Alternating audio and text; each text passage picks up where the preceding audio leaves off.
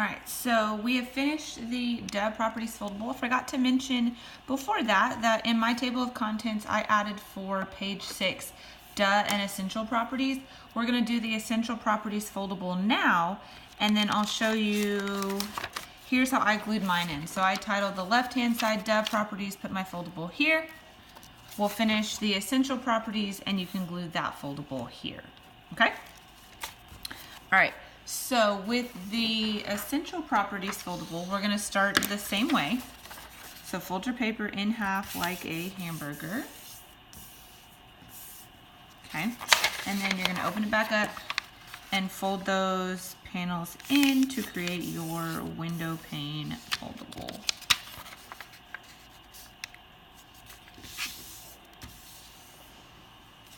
All right, this time you only need 2 cuts on each side. We only have 6 essential properties. So let's see, 1, 2. And you guys probably have colored paper. Mine, I just didn't have any extra with me, so it doesn't matter. I think it's on blue or green. Okay, so you want 2 cuts for 3 flaps on the left-hand side, okay?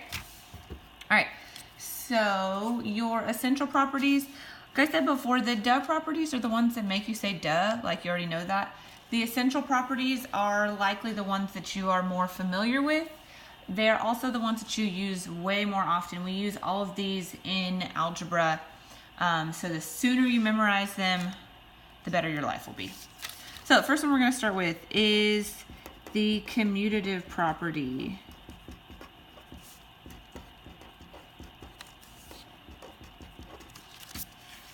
And on the commutative property, I always like to draw a little car. You don't have to do this, but I always like to, as a reminder that the order of your numbers can change, just like you commute to school. Some of you take the bus, some of you have your parents drive you, some of you walk or ride your bike, but all of you end up at school each and every day. So your commutative property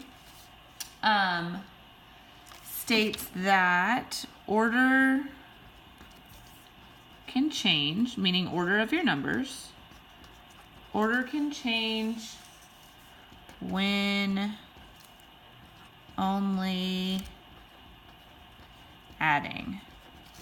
Now you have the commutative property of addition, subtraction, multiplication, and division. So if you just interchange this word, if you only add, you can change the order. If you only multiply, it doesn't matter which ones you multiply first. If you only divide and you only subtract, so forth. Okay? So let's see, let's change this actually. I'm going to say this is the commutative of addition, and that means like 5 plus 1 plus 6 equals 12. But you also know that 6 plus 5 plus 1 equals 12. Okay? Then you have the commutative of multiplication.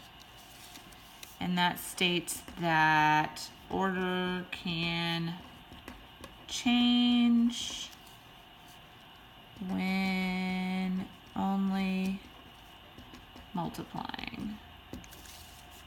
Okay, so for example, you guys know that 3 times 5 is 15, but if you write it as 5 times 3 equals 15, it's the exact same thing. You may want to make a note up here that this deals with order of your numbers. Okay, the next one we're going to look at is the associative property. Be careful about abbreviating this one on your homework. Associative property, I like to think of it as who you associate with, your different groups. For example, you have seven different classes each day, and in each class you associate with different people. Maybe some classes you're really talkative because all of your friends are there, or one class you're super quiet because you don't know anybody. Even though you associate with different people in different classes, you still go through the same schedule each day. So, associative property is your groups, okay? This is your parentheses, is where you see the associative property. And just like before, you have the associative property of addition. You also have the associative property of multiplication. Again, be careful how you abbreviate that. And the associative of addition says that groups can change when you're only adding. So 1 plus 2 plus 3, for example, equals 6, or 1 plus 2 plus 3 equals 6.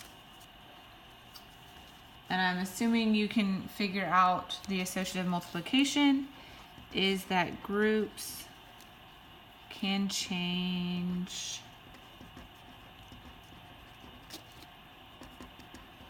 when only multiplying.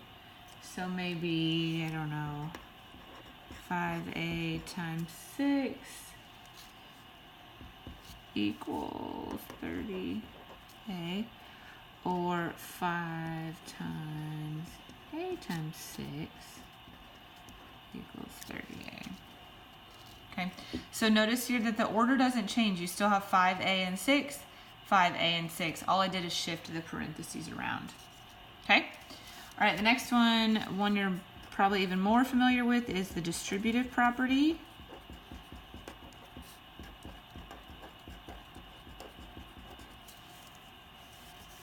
You've probably, or not probably, I know you have seen this one before. Remember, you take what's on the outside and multiply it by every term inside. Okay. I want you to make a note over here. Write in all caps.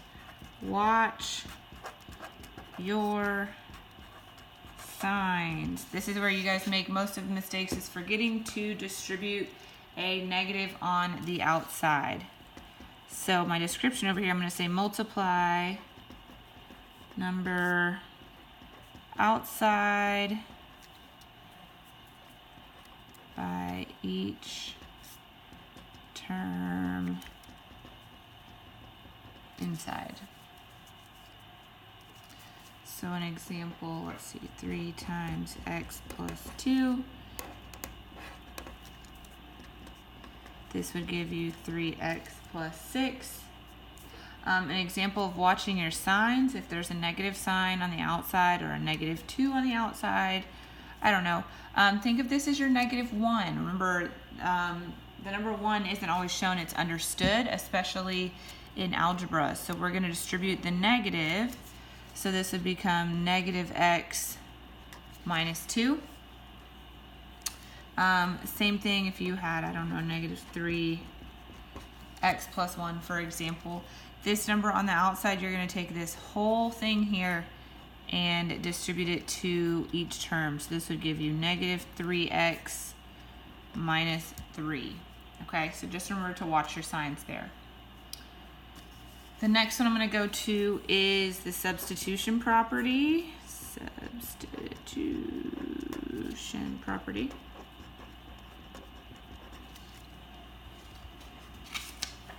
Okay. And this is when you plug in a number for a variable.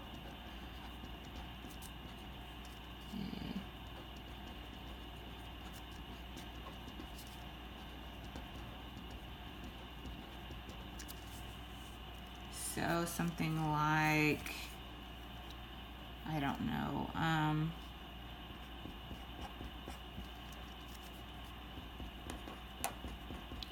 we'll do like f of x equals 3x plus 2, and we say that x equals 2, so you would plug in the 2 everywhere that you see it.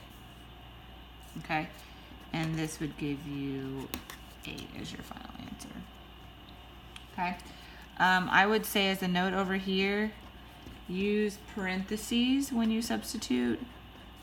Makes it a little bit easier, especially if you have negative signs there. It'll help you keep track of them. So use your parentheses when you're substituting.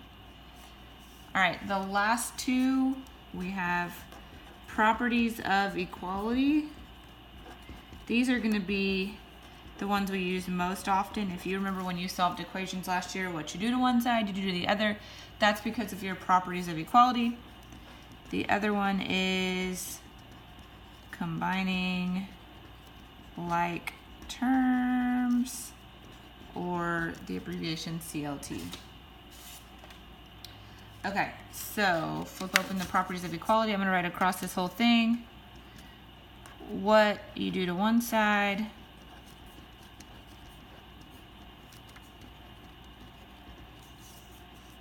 do to the other.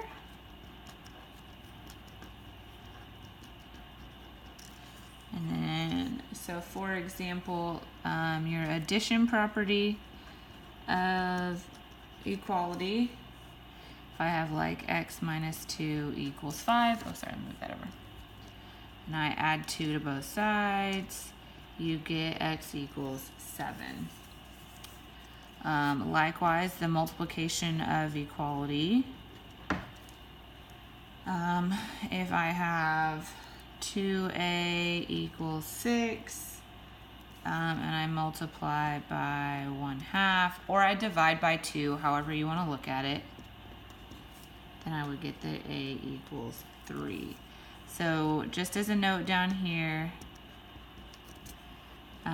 think of your equations.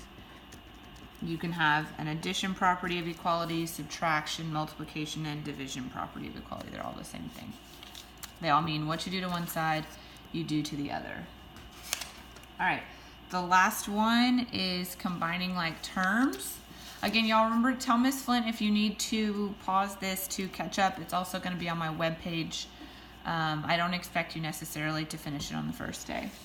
Okay, combining like terms, what is important here is that they have the same variable. Remember, your variable is the letter, and the same power, or the same exponent, okay? So let's see, a plus a would be 2a. You're combining these together, you're adding the coefficients in front. If you have, I don't know, 3x plus 2x squared plus x, the only thing you can combine here is your 3x and your x. That would give you 4x plus 2x squared. And I want to remind you, if you have like, let's say,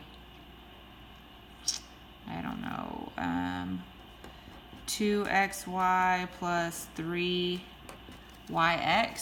order doesn't matter, okay? 3, 4, this would be 5xy, okay? Order of variables doesn't matter. Okay? All right, so here is this is your second foldable. You're gonna glue it into your ISN on the right of where it says, the right of dub properties. So here's mine, I did dub properties here, and I'm gonna glue essential properties here. Again, if you have any questions, you know what I'm gonna say, send me a message on Remind. You can always watch this video again on my webpage. Have a great day, guys.